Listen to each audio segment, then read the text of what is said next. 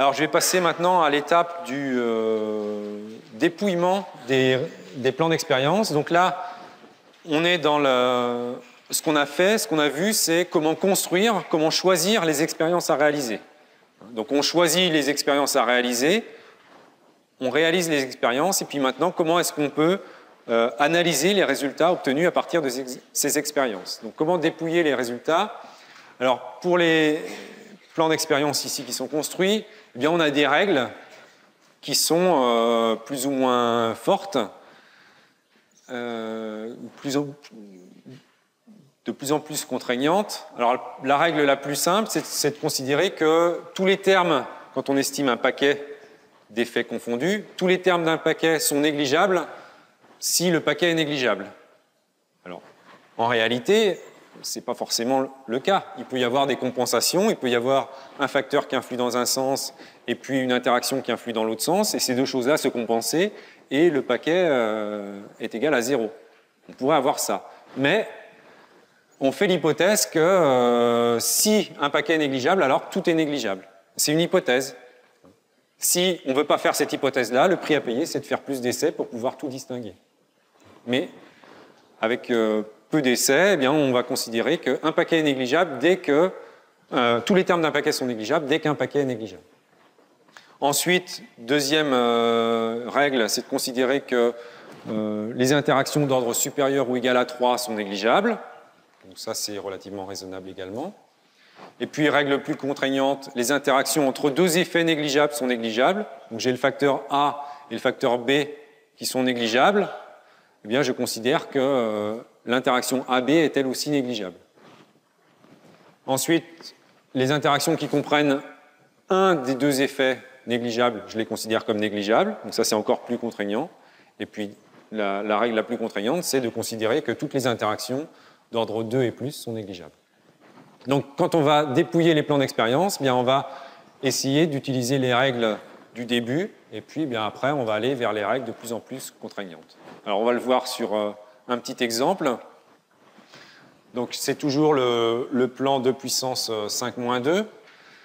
Et puis, bien, j'ai estimé chacun des paquets.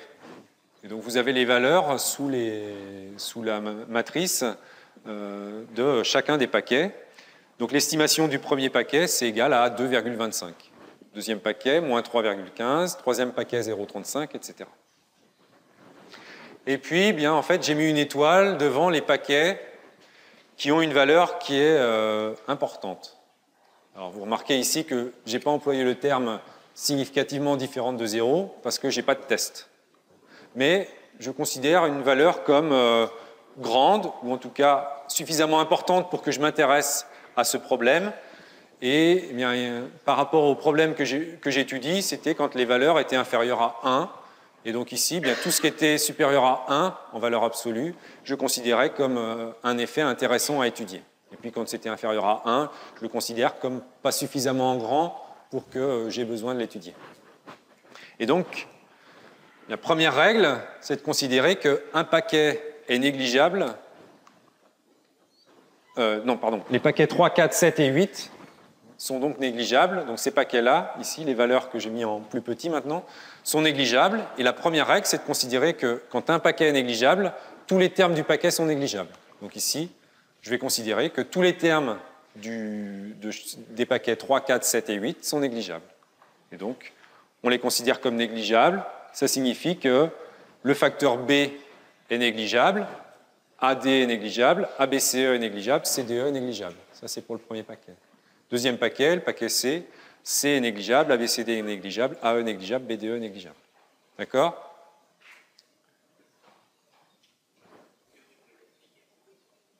J'ai dit qu'un effet... Alors la question, c'est pourquoi est-ce qu'on les considère comme négligeables. Donc je disais que je considérais ici comme négligeable quand la valeur du coefficient était peu importante. Et peu importante, c'est moi qui détermine le seuil, et je considère qu'en dessous de 1, ce n'est pas important. Et je disais que je ne m'intéresse pas à la significativité parce que je n'ai pas de test. Donc je considère que c'est négligeable quand c'est inférieur à 1.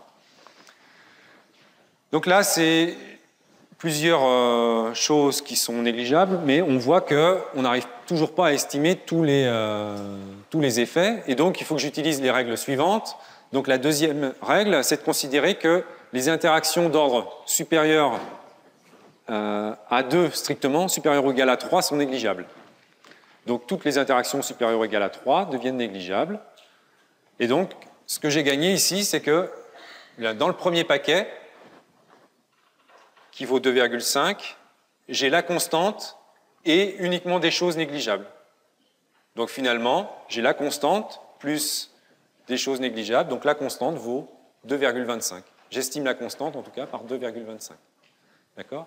En faisant l'hypothèse que les autres termes sont négligeables.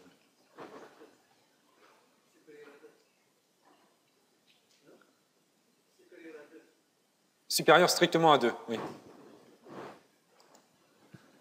Alors la troisième règle, c'est de considérer que les interactions entre deux effets négligeables sont négligeables. Donc là, ça voudrait dire, par exemple, l'interaction BC, B est négligeable, C est négligeable, l'interaction BC est négligeable. Mais l'interaction BC, elle apparaissait, mais dans un paquet qui était déjà négligeable. Donc je ne gagne rien ici. Et puis, je n'ai pas d'autres effets, donc je n'ai pas d'autres utilités de cette règle. Donc je vais passer à la règle suivante, la règle 4. Les interactions qui comprennent un effet négligeable sont négligeables. Donc les interactions qui comprennent le facteur B sont négligeables. Donc ça signifie que je vais considérer que BD est négligeable. Je vais considérer que CE est négligeable, puisque C est négligeable.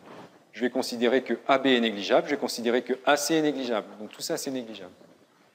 Et là, maintenant, il me reste quoi? Il me reste le premier paquet avec la constante, le deuxième paquet dans lequel j'ai uniquement le facteur A. Donc j'estime que le facteur A est égal à moins 3,15, son effet est égal à moins 3,15. B, son effet est nul. C, son effet est nul. D a un effet de 2,58. Et E a un effet de 4,15. Voilà. Et donc le dépouillement du plan d'expérience s'est fait de cette façon-là. On ne peut pas le faire autrement, parce que si on le fait autrement, eh bien, si je rentre un modèle, par exemple, dans un logiciel, si je rentre un modèle avec le facteur A et l'interaction BD, le logiciel va vous insulter en vous disant « la matrice n'est pas inversible ». Effectivement, les colonnes de la matrice seront linéairement dépendantes, puisque A et BD, c'est exactement les deux mêmes colonnes, et donc le logiciel ne peut pas inverser X'. D'accord? Donc c'est à vous de lui dire quels sont les facteurs que vous allez vouloir estimer, les effets que vous allez vouloir estimer. Alors il restait une cinquième règle qui était de considérer que toutes les interactions sont négligeables, les interactions d'ordre 2 et plus sont négligeables, mais je n'ai pas eu besoin d'utiliser cette règle-là.